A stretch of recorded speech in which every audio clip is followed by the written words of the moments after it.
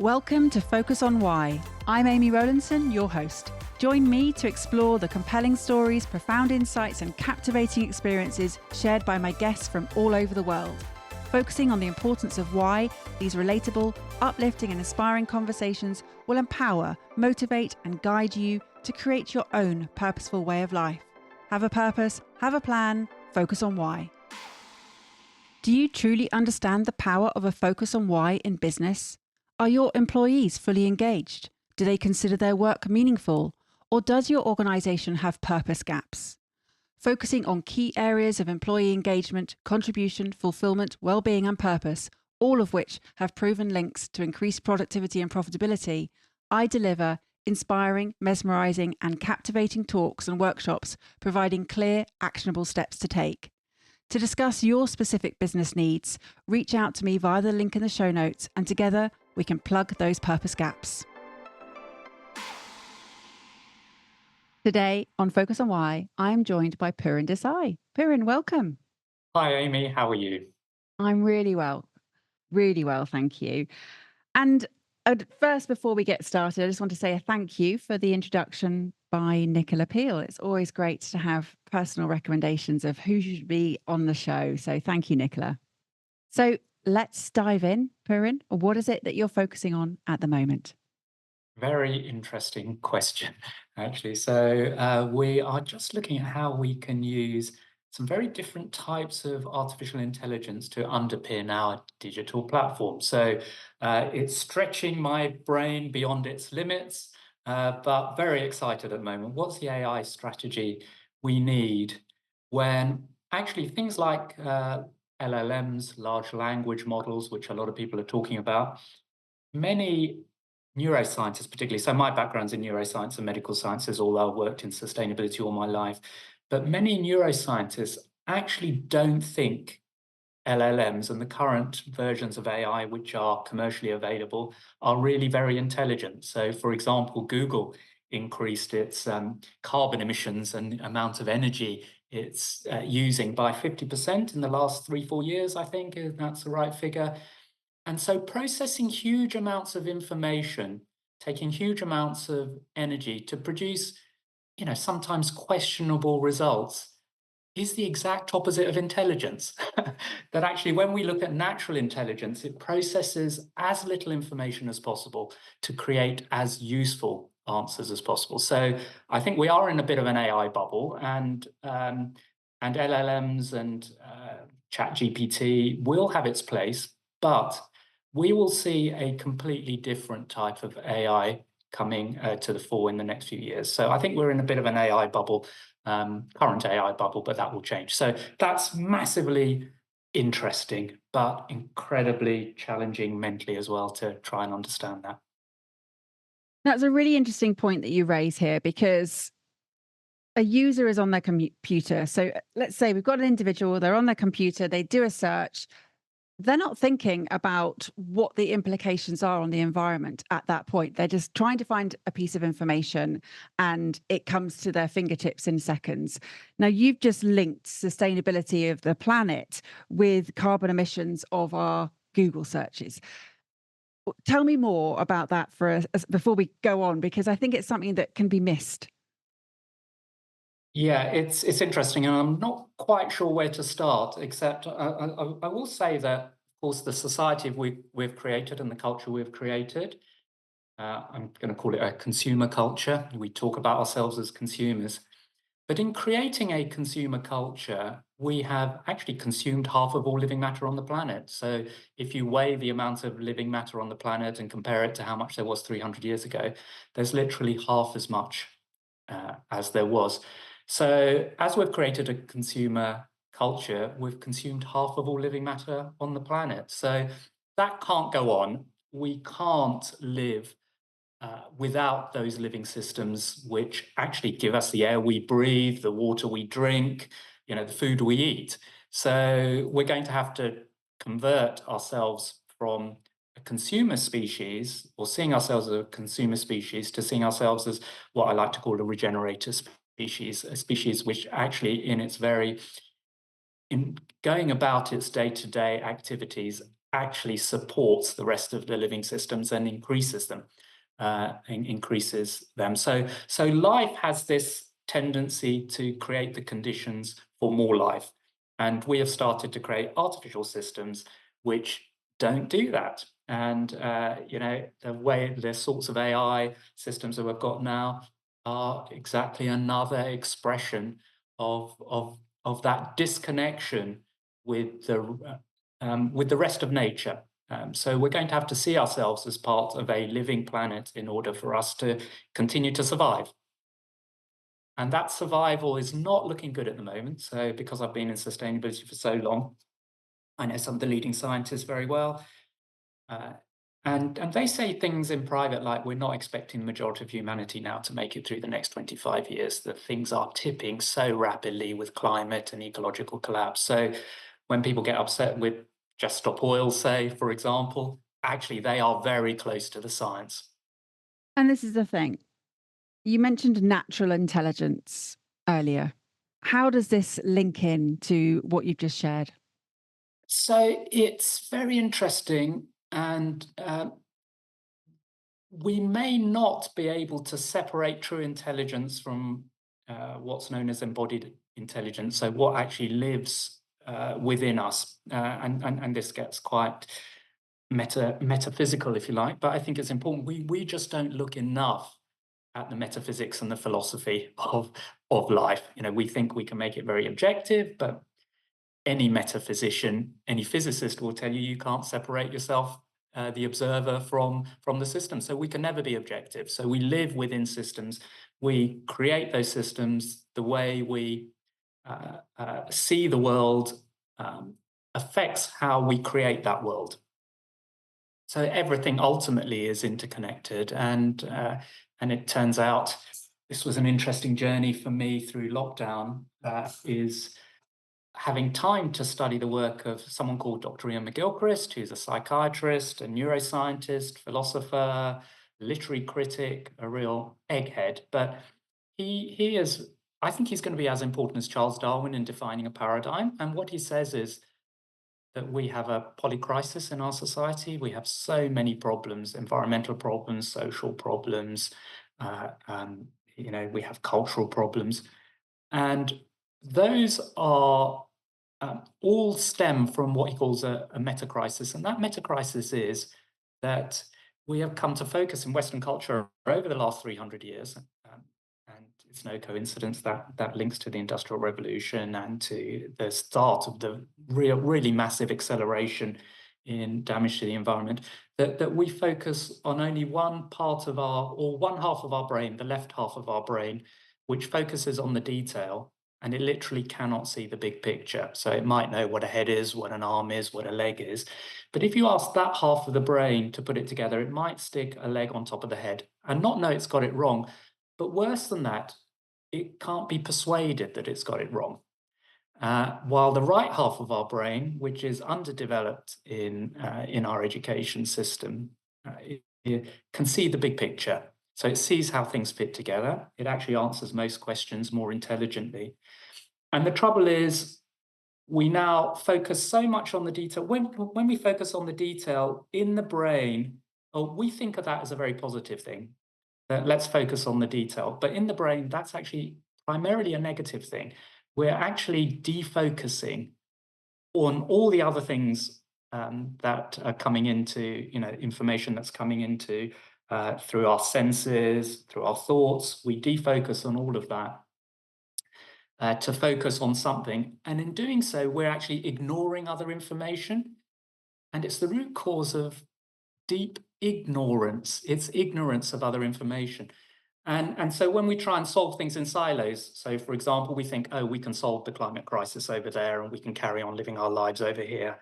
That's actually a delusional view of reality. And so, for example, psychiatrists now are describing our culture because of this as actually delusional, that we think we can solve things in silos when it's actually very interconnected. And we make a massive mistake when we assume the more we know about the detail, the better we can manage whole systems. And that's actually not the case. So a lot of people will talk about, well, we need systems change, systems thinking. And I'm very pleased actually that I've been on that journey for 30 years, but we've created a digital platform which uses different database technology to help people see the interconnectedness of things. So my day job is running a company called OnePlanet.com, which helps people see the interconnectedness of things. And that's what we're selling to local government to help them be more joined up across different departments, but also regional government, helping them reach out to stakeholders across all different sectors, starting to be used by companies. We give it free to community groups.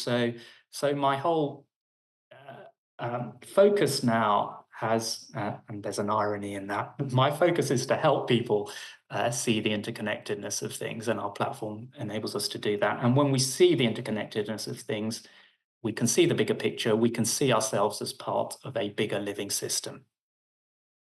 I get the irony. It is interesting. You've mentioned the word bubble as well. In fact, the whole understanding that we are inextricably connected and not separate, and the fact that many people go into various different areas and become expertise, or they become experts in that area with their expertise, but then understanding they need to collaborate again. So they can't just go into something niche, but they need to come back out and see how that then fits as a whole. You'll put your finger right on it, Amy, that and the best way for information to flow is for the right half of the brain, the right hemisphere, to see the big picture, focus the left half of the brain on that bit of information, but it tends to get stuck there. We need to put that information back into the big picture. So that's something which is a big cultural shift that we need. It's not easy to do. Um, Things like meditation help. In fact, art, dance, they all help develop that half of our brain. And that half of the brain is more in touch with reality. So when we, for example, are stuck in our Excel spreadsheets, we're looking at focusing on detail of information held within rows and columns. And actually, as important or more important than all the information in your Excel spreadsheet is all the information and the numbers which are not in your Excel spreadsheet. And we wonder why the world doesn't turn out in the way we expect it to when we try and manage the world through our Excel spreadsheets. So my personal mission is to rescue people trapped in their Excel spreadsheets, get their head out of that, look at the real world, use those Excel spreadsheets. They can be useful tools, but absolutely do not assume your Excel spreadsheet is anything like reality. So absolutely, we need to fundamentally understand that reality is much more than anything we can put into words and numbers. Agreed. And you've been talking about the right left brain differences. Now, in neuroscience, there are bodies of thought who don't believe that there is a difference between the right and left brain. Are you using that as a description of different types, or is it something that you are in understanding is your theory forward? No, it's not. I mean, there absolutely is a difference between two halves of the brain. Any neurologist will tell you that. Any doctor will tell you that. You have a stroke, and it affects you very differently whether the right half or left half of your brain has been damaged. So, absolutely, some of the ideas from the 1970s, 80s on we're not quite on the right track. So I think that's where it's come from, is that people said, okay, that's not quite right. But that's how science, in fact, progresses.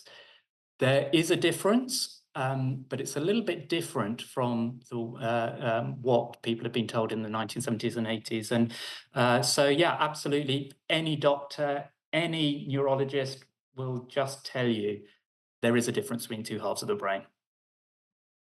And this is the exciting field of neuroscience, is that it's so evolving. We're learning so much more. And yet there's probably so much that we yet to even understand or find out. Absolutely right, but I think there's something even more fundamental than that. And I finally got to the end of really Ian McGilchrist. So it took me about 3 years to understand what Ian McGilchrist was saying, and I do recommend people do. It is hard to get into it because I had to unlearn all my education. to get what he was saying. And I've been to Oxford and Cambridge, so I've had a pretty decent education. But I had to learn almost all of that to understand what he was saying, because actually all our education just focuses so much that reality is contained within what the left hemisphere, the left half of the brain thinks, that to get out of that that mindset is very tough in the culture that we've created. So it was a tough old journey. But actually, what we don't understand is, it comes back to this thing that all the words, all the numbers that we create are models, and they are not reality. And actually, the European concept of the European Enlightenment, for example, might be characterized by, say, Descartes saying, "I think, therefore I am."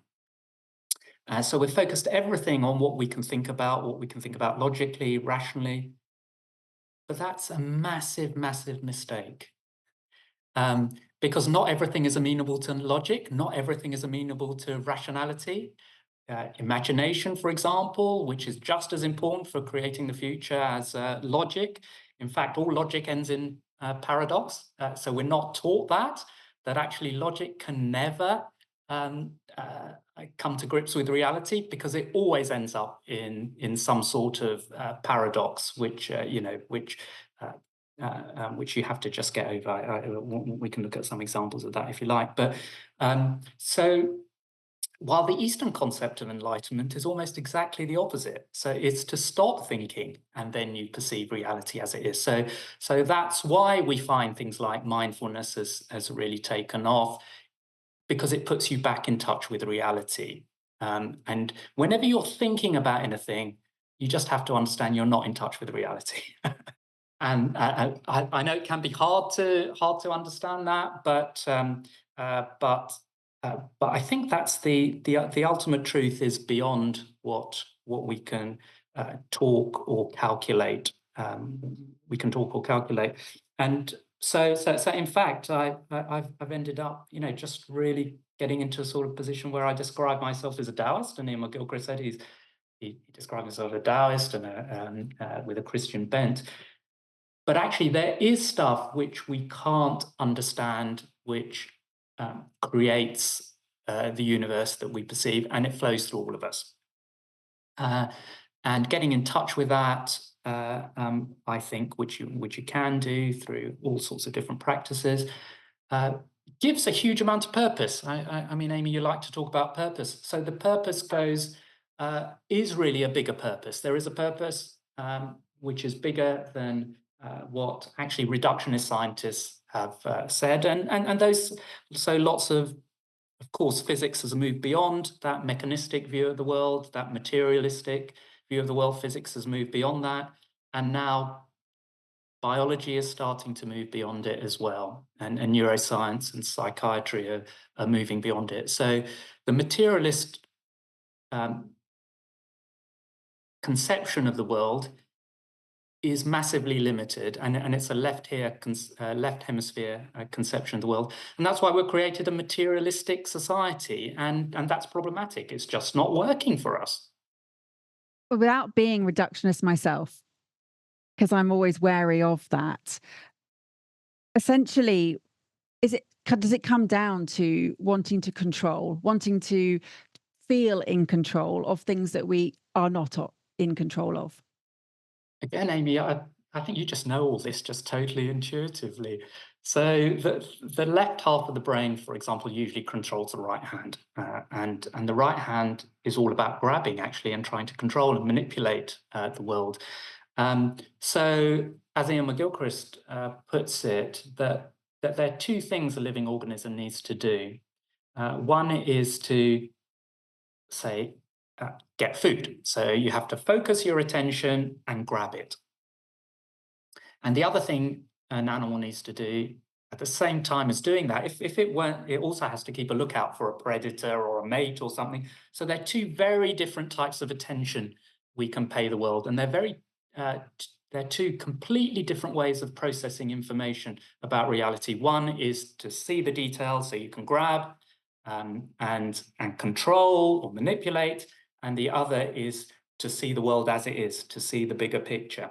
And those need to be in balance for an organism to survive long term. So yeah, I think it's a rebalancing of our hemispheres that is absolutely needed. And I mean, people will know this from mindfulness. It's about letting go, um, and in fact, I need to reach out to Ian McGilchrist on this at some point. But I think the ego resides primarily in that left hemisphere because it wants to control things, and manipulate them. So the right hemisphere, and of course we talk about in meditation, for example, dissolving the ego. So I think there's a connection between the two. Absolutely. So, based on the fact that you've just shared that we have primarily these two different elements of focus. One is to get food and to ensure that's happening, but the other one is to be aware of our surroundings and look out for predators. This fear element of survival that you're essentially alluding to, why are we not paying more attention to the fact that we're on the brink of this polycrisis if we are so programmed to recognize fear and do something about it? So I think a couple of things on that. We are in a crisis at the moment. I don't think it's about the brink of it.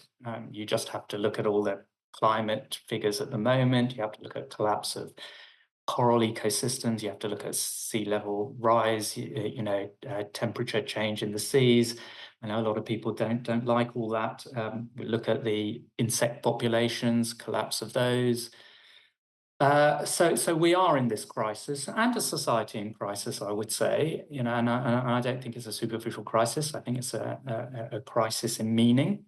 We see that express itself as a mental health crisis. I would say, some of that mental health crisis at least might be better seen as a spiritual health crisis, that we're not seeing ourselves. We don't have meaning because we don't see ourselves as part of something bigger. Um, so so these things are so why aren't people feeling fear? I think a lot of people are feeling fear, uh, and that fear can express itself in different ways.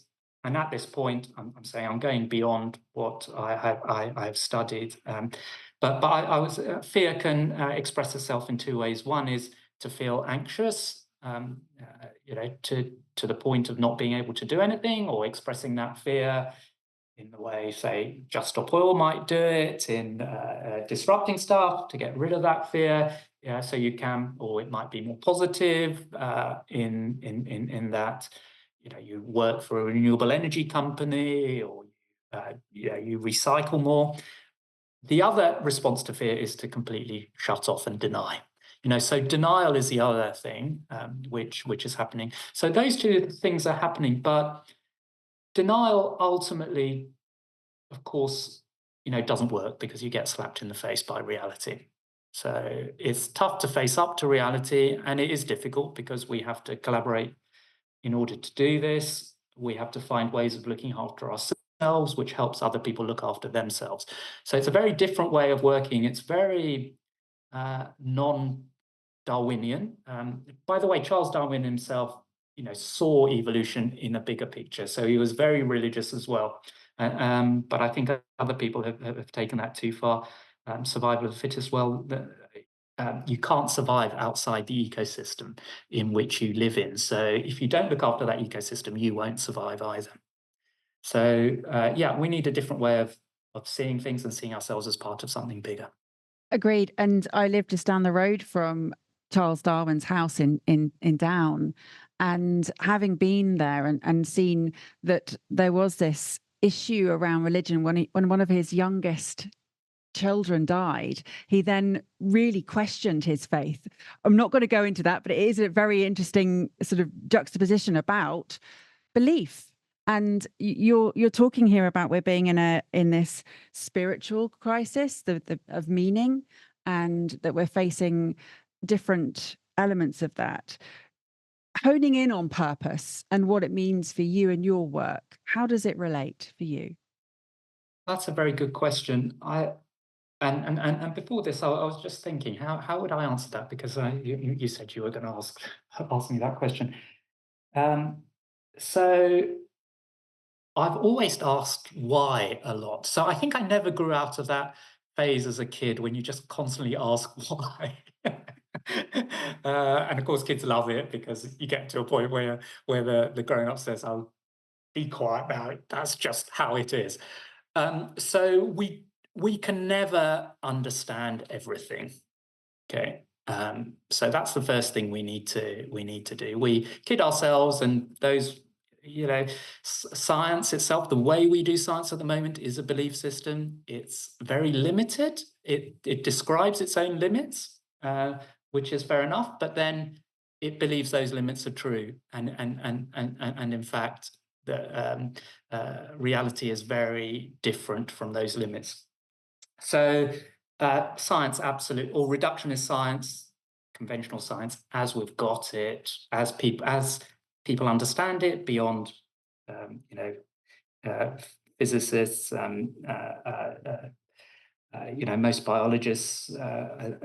most biologists are still stuck in a materialistic, reductionist scientific belief system. But that's changing very rapidly because it doesn't work and doesn't explain all the data that we have. So, I always asking why, and I always wanted to fix things. So, even as I was born in London, but brought up a bit in Africa, a bit in India, and my, my mother used to say, you were always, worried about how you could fix stuff. So, for example, if I saw a cow which was injured or sick, you have to say, well, who puts the cow right? We go to doctors. Who looks after the cows? So always interested in animals as well, nature. Was going to be a vet, and then went into medical sciences, and then into neuroscience, and actually started at medical school, but left after 18 months to get back into the environmental side. So the purpose has been around just constantly following the question why and trying to fix things. And it's interesting that you said that you've never stopped asking it since you were a kid, and that adults do have that point where they say, enough, be quiet, it's just how it is. And they silence the child's curious nature. And in essence, you're saying that that hasn't been silenced, that you've continued to pursue and to question. And you mentioned earlier that you've had to unlearn all of your education, and you're not taking things as they just are. Yes. So is there a question there? No, it's a point of purpose for you, and asking the question why.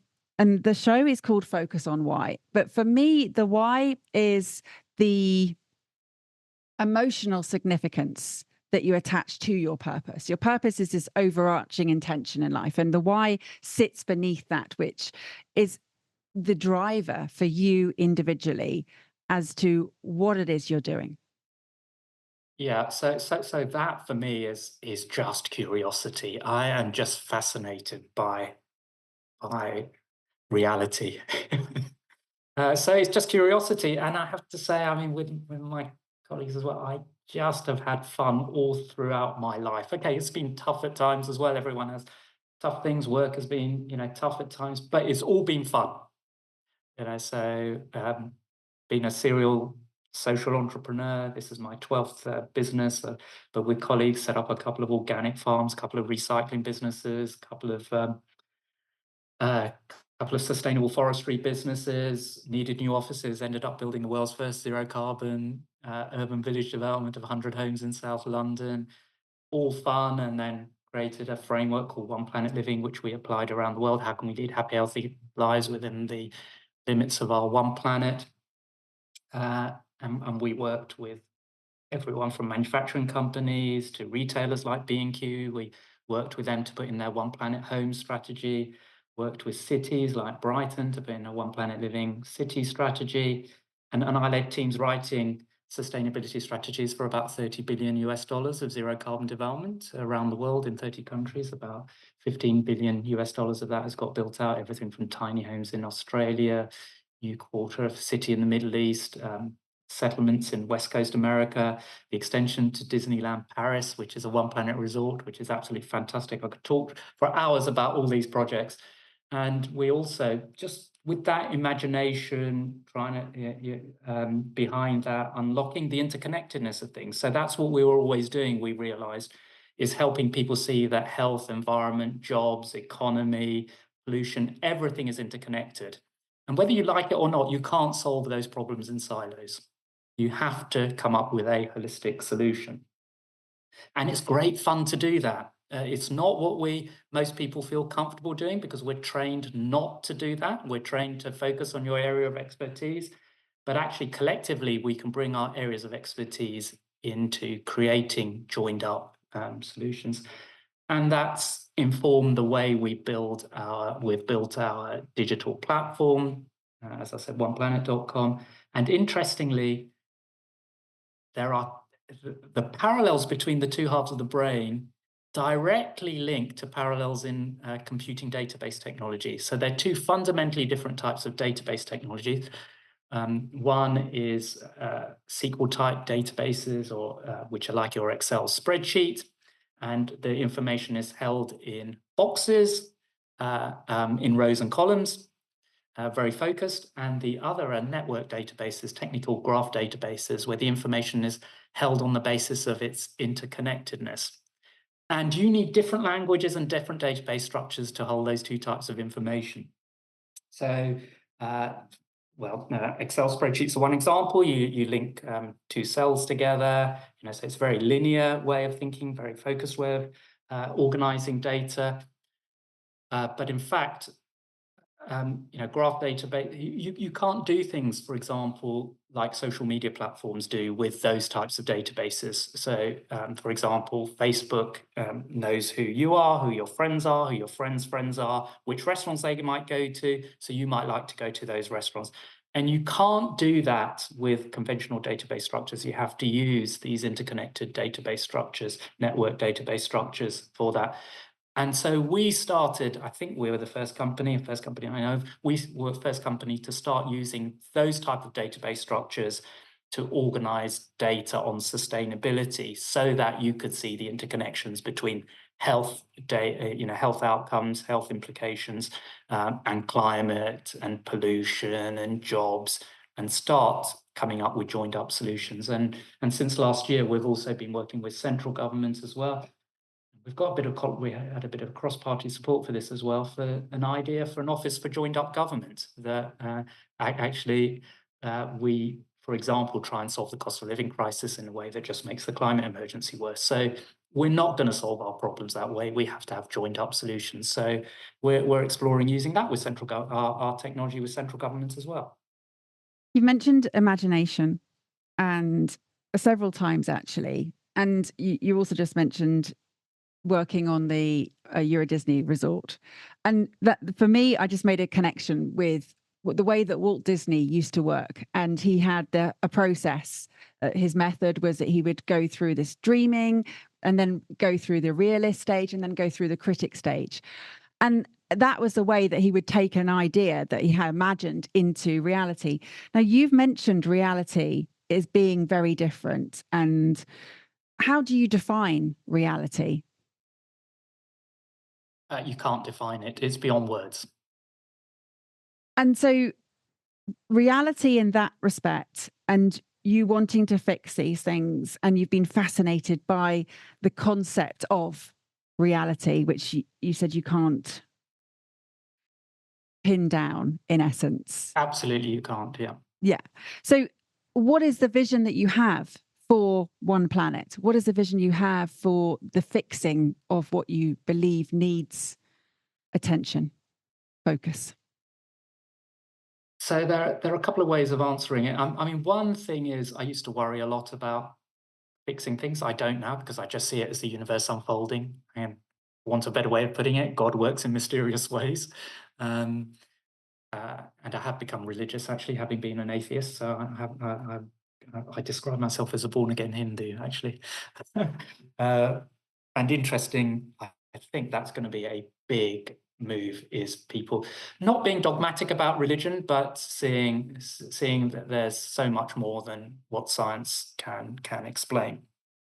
Um, and you can do that through being spiritual rather than religious, but I like to go as far as becoming religious. So uh, so the first thing is I'm now, I don't worry about whether things get fixed or not. But I think what you can do, and this is really a Taoist, and probably most clearly expressed in Taoism, uh, which is really the philosophy of working with the rest of nature. So you don't try and control things, but you can help steer things. But you need to do it in such a way that um, well, it's hard to explain in harmony with nature. Uh, and the Tao was, of course, the inspiration for the Force in Star Wars. Uh, you have to let that flow through you, and literally, I believe you can do that. But you have to stop thinking. You have to start experiencing reality in a different way. So the only real way we get in touch with the reality is through our sensations, through our senses. In fact, we have it whenever someone is, going a bit mad, you say, come to your senses. Now that brings us back to reality. So come to your senses. The meditation I did was called Vipassana meditation, which is seeing reality as it is. And it's all about focusing on your senses to put you back in touch with reality. So put yourself back in touch with reality, stop thinking, and allow that bigger force, that life force or whatever, to flow through you and start helping you inform what you do practically. Now, I don't believe that is woo-woo at all. Some people may think it is, but I think increasing numbers of people understand that. And in a way, I think ultimately I think we're going to go through very difficult times regardless now, because things have crossed tipping points, and it'll be interesting to see what comes out the other side. But those of us who start seeing the world in that way will be more resilient and be better adapted to the change and I would say the chaos that we will go through for a period at least. And then who knows what comes out the other side. And you talk about chaos and this universe unfolding. Is it a case, especially as you just spoke about Taoism, which is the natural order, the way, is it a case of allowing things to unfold or to being a part of the unfolding? No, absolutely. It's being a part of that unfolding, but actually, and we probably don't have the language to be able to talk about it. And of course, the Tao that can be spoken is not the eternal Tao. So you actually can't talk about it. And it's that weird thing, of course, in the Force and Star Wars as well, is you just can't talk about it. Uh, um, uh, so no, it is about going with the flow, for want of a better way of putting it. It's about going with the flow, but you can steer that flow. Just as if you're going with the flow in a current, you can be on different banks of the river, if you like. Uh, so yeah, you can work with the flow and steer that flow. So I don't think we are separate from that process. So we are part of that process as well. Um, so we do. So the world is not deterministic in that sense. So what we do, and what Ian McGilchrist would say, is the way we attend to the world brings that world into being. So when we are very greedy, think of the world as nothing but material. So let me grab as much as I can for myself. Well, we create a world which is like that. When we see the world as something which is made up of lots of different parts, which work together to create forms of life which support other forms of life, then absolutely we create the world like that as well.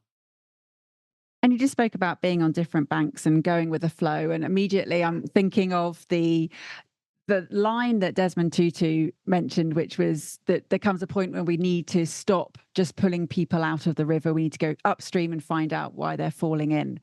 Does that relate to the work you're doing, that whole philosophy?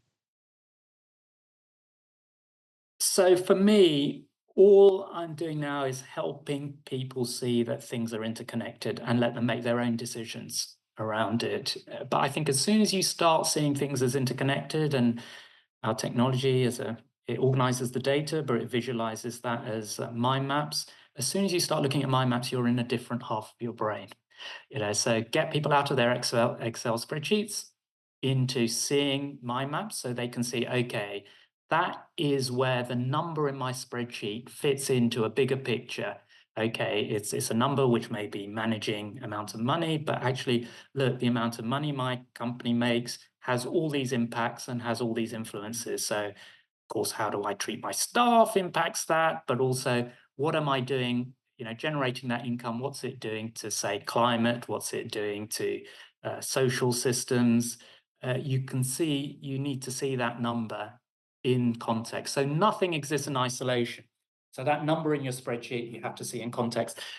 So that's what I want to do, is help people see the bigger picture and then have better conversations around what it is that we really want. And in fact, that half of the brain is more collaborative. The left half of the brain is very angry. If it can't tick a box, it gets angry. And I think that's a great place to pause the conversation, that you have instigated these better conversations around what we want. How would people be able to reach out to you, Pooran, to engage in these conversations, to take things further, to follow the work you're doing? I think just on LinkedIn, you can find me, Pooran.Desai, or Pooran Desai on LinkedIn. I think I'm the only one who comes up. So, Fantastic. yeah, just connect. Anyone is welcome to connect on via LinkedIn, and I'll follow up or pass them on to my colleagues if needed. Well, this has been a fascinating conversation, and I know we've barely scraped the surface on a variety of elements, and moving from the consumer perspective to this regenerator perspective is the way forward that you're proposing, and not proposing, but advocating, and I see that happening in various different industries. So let's work for that, as you say, let's focus on one planet, because it really is the one planet that we all have, and we are all interconnected. Pooran, thank you. What a beautiful conversation. Do you have some final words, please, for the listener? Yeah, I think nothing more than you see that everything is interconnected. And yes, let's regenerate the living systems on which we depend. And there can be no more meaningful way to spend a life than regenerating a planet. What value have you gained from tuning in to Focus on Why today? What are your reflections with actions? I'd love to hear your thoughts. Please leave a review on Apple Podcasts or via LinkedIn, and share how Focus on Why has made a difference to you. Your feedback not only will inspire others, but will help them to discover how Focus on Why has created powerful ripple effects. Let's continue the conversation. Connect with me on LinkedIn, Instagram, Facebook or X, join the Focus on Why Facebook group, and sign up for my weekly newsletter, Friday Focus, to keep in touch. All the links are in the show notes. Have a purpose, have a plan, focus on why.